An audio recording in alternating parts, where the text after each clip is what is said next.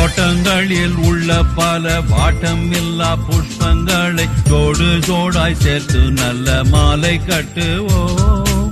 தோட்டங்களில் உள்ள பல வாட்டமில்லா புஷ்பங்களை ஜோடு ஜோடாய் சேர்த்து நல்ல மாலை கட்டுவோம்.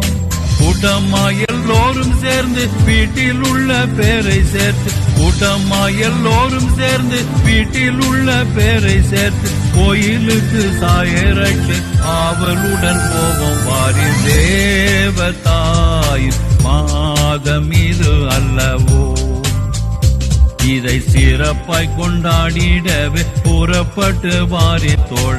தேவதாயின் மாதம் இது அல்லவோ.